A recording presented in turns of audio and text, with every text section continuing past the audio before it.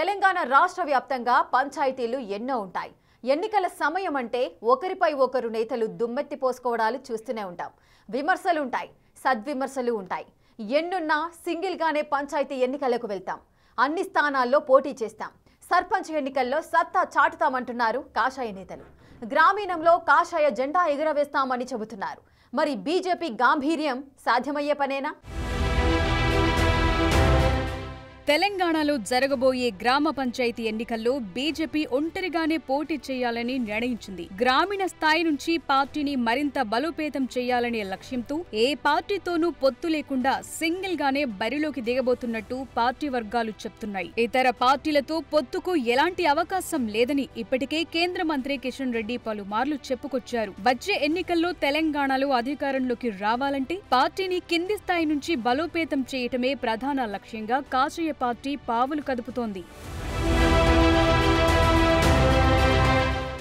స్థానిక సంస్థల ఎన్నికలే పార్టీల రాజకీయ భవిష్యత్తును డిజైన్ చేస్తాయి కాబట్టి ఒంటరిగానే బరిలోకి దిగి సర్పంచ్ ఎన్నికల్లో తమ సత్తా ఏంటో తేల్చుకోవాలనే ఆలోచనలు పార్టీ వర్గాలు ఉన్నాయట. ఇతర పార్టీలతో పొత్తుంటే గ్రామీణ స్థాయి నుంచి పార్టీకి డ్యామేజ్ చేస్తుందనే అంచనాలో నాయకత్వం ఉన్నట్టు తెలుస్తోంది. అందులో భాగంగానే సింగిల్ గానే బరిలోకి దిగే అవకాశాలు కనిపిస్తున్నాయి. అయితే గత జూబ్లీహిల్స్ ఉప ఎన్నికల్లో టీడీపీ, జనసేన మద్దతుతో బరిలోకి దిగిన బీజేపీ వచ్చే సర్పంచ్ ఎన్నికల్లో సైతం అదే స్ట్రాటజీని అప్లై చేస్తారనే వార్తలొస్తున్నాయి. జూబ్లీహిల్స్ లో ఎదురైన చేదు అనుభవంతో మెజార్టీ నాయకత్వం దాన్ని వ్యతిరేకిస్తున్నట్టుగా తెలుస్తోంది.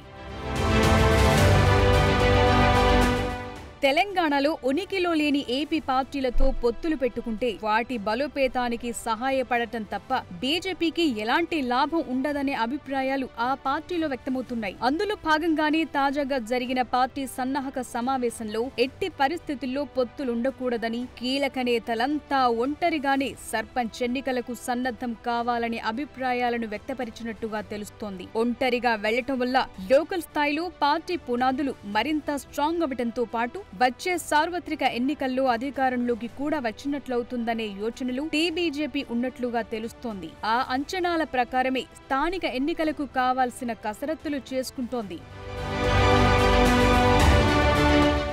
గత లోక్సభ ఎన్నికల్లో రాష్ట్రంలో అంచనా వేసిన దానికంటే అధికంగా ఓటింగ్ శాతం వచ్చిన నేపథ్యంలో అదే ప్రణాళికతో స్థానిక సంస్థల ఎన్నికల్లో బలం పెంచుకోవాలని బీజేపీ ప్రతిష్టాత్మకంగా ఆలోచిస్తోంది. ముఖ్యంగా గ్రామీణ ప్రాంతాల్లో తమ ఉనికిని, బలాన్ని పెంచుకోవాలని చూస్తోంది. ఇన్నాళ్లు కింది స్థాయిలో క్యాడర్ ఉన్నా పట్టించుకోని నాయకత్వం ఈ ఎన్నికల్లో క్యాడర్ను అవసరానికి మించి ఉపయోగించుకోవాలని చూస్తోంది. ఈ ఎన్నికల్లో పార్టీ బలంగా ఉనికిని చాటుకుని భవిష్యత్తులో వచ్చే అసెంబ్లీ ఎన్నికలకు పునాది వేసుకోవాలనే సంకల్పంతో కాషాయ పార్టీ కనిపిస్తోంది. అంతేకాదు ప్రధానంగా గ్రామీణ ప్రాంతాల అభివృద్ధికి కేంద్ర ప్రభుత్వం కేటాయించిన నిధులు, సంక్షేమ పథకాలు వంటి అంశాలను ప్రజల్లోకి బలంగా తీసుకెళ్లాలని బీజేపీ భావిస్తోంది. స్థానిక సంస్థల్లో అభివృద్ధి కేవలం బీజేపీతోనే సాధ్యం అనే నినాదంతో ప్రజల్లోకి బలంగా తీసుకెళ్లటంతో పాటు కేంద్రం నుంచి గ్రామ పంచాయతీలకు వచ్చిన నిధులపై రాష్ట్ర ప్రభుత్వం అవలంబిస్తోన్న వైఖరిని ఎండగట్టాలని పార్టీ నేతలు భావిస్తున్నారు. సర్పంచ్ ఎన్నికలు మొదలుకొని ఎంపీటీసీ, జెడ్పీటీసీ వరకు అన్ని స్థానాల్లోనూ ఒంటరిగానే పోటీ చేయాలని, ముఖ్యంగా పార్టీ క్యాడర్ కు స్పష్టమైన సందేశం ఇవ్వాలని, వారిలో ఆత్మవిశ్వాసం నింపాలనే యోచనలు పార్టీ నాయకత్వం ఉన్నట్టు కనిపిస్తోంది. కింది స్థాయి క్యాడరే లేకపోతే 8 మంది ఎమ్మెల్యేలు, 8 మంది ఎంపీలు, 2 ఎమ్మెల్సీలు వచ్చేవి కాదన్నది తెలిసిన విషయమే. క్యాడరే ప్రధానం కాబట్టి వారికే పెద్దపీట వేసి ప్రణాళికలు రచిస్తున్నట్టుగా తెలుస్తోంది. అయితే రామచంద్రరావు ఆధ్వర్యంలో సర్పంచ్ ఎన్నికల సన్నాహక కీలక సమావేశానికి ఎంపీలు, ఎమ్మెల్యేలతో పాటు కీలక నేతలంతా డుమ్మా కొట్టడం ఇప్పుడు చర్చనీయాంశంగా మారింది.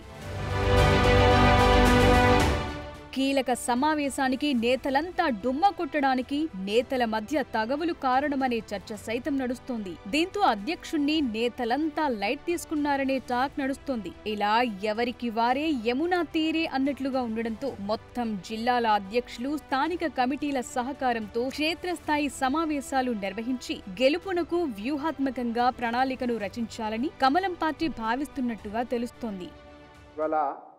భారతీయ జనతా పార్టీ ముఖ్యమైనటువంటి నాయకుల సమావేశం రాష్ట్ర అధ్యక్షులు గౌరవనీయులు రామచంద్రరావు గారి నాయకత్వంలో జరిగింది. ప్రత్యేకంగా స్థానిక సంస్థల ఎన్నికల విషయంలో కార్యాచరణని రూపొందించడం కోసం సమావేశం నిర్వహించినాం. మేము ఎన్నికలని స్వాగతిస్తా ఉన్నాం. అదే పనిగా 6 గ్యారెంటీలపైన, మహిళలకు ఇచ్చిన హామీలపైన, యువకులు ఇచ్చిన హామీలపైన, బీసీలకు ఇచ్చినటువంటి హామీలపైన నిలదీయాలని చెప్పేసి ప్రజలకు విజ్ఞప్తి చేస్తా ఉన్నాం. మరొక మాట, ఇవాళ గ్రామ పంచాయతీలకు వచ్చేటువంటి అన్ని నిధులు కేంద్ర ప్రభుత్వం నరేంద్ర మోడీ గారి నుంచి వస్తూ ఉన్నాయి.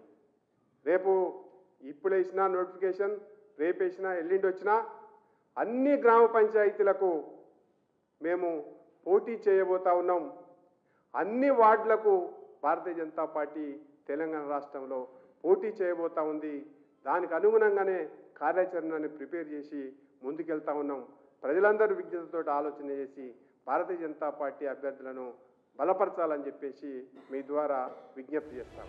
ఇక నేతల పంచాయతీలు అటుంచితే గెలుపు గుర్రాలనే రంగంలోకి దించాలని పార్టీ భావిస్తోంది. ఈ ఎన్నికల్లో విజయ దుందుభి మోగించి తెలంగాణ రాజకీయాల్లో కాంగ్రెస్ బీఆర్ఎస్ లకు ప్రత్యామ్నాయ శక్తిగా ఎదగాలనే లక్ష్యంతో బీజేపీ వ్యూహాత్మకంగా ముందుకు వెళ్లాలని ప్రణాళికలు సిద్ధం చేసుకుని పనిలో పడిందట. తెలంగాణలో మొత్తం 12,733 గ్రామ పంచాయతీలున్నాయి. ఏ పార్టీలో పొత్తు లేకుండా అన్ని స్థానాల్లో బీజేపీ అభ్యర్థులనే నిలబెట్టేందుకు పార్టీ సిద్ధమవుతోంది. స్థానిక సంస్థల ఎన్నికల్లో బీసీ అభ్యర్థులకు పార్టీ తరపున 42% రిజర్వేషన్లిచ్చి తగిన ప్రాధాన్యత కల్పించేందుకు కట్టుబడి ఉన్నామని రాష్ట్ర నేతలు ఇప్పటికే స్పష్టం చేస్తున్నారు. దీంతో బీసీలకు అధికంగా సీట్లు దక్కే అవకాశాలున్నాయి. స్థానిక సమస్యలను, కేంద్ర ప్రభుత్వ నిధులను వినియోగించుకున్న తీరును ప్రజల్లోకి బలంగా తీసుకెళ్లేందుకు ప్రణాళికలు రచిస్తున్నారు. రాష్ట్ర ప్రభుత్వం బీసీ రిజర్వేషన్లపై వ్యవహరించిన తీరును కూడా ఎండగట్టాలని నిర్ణయించారు.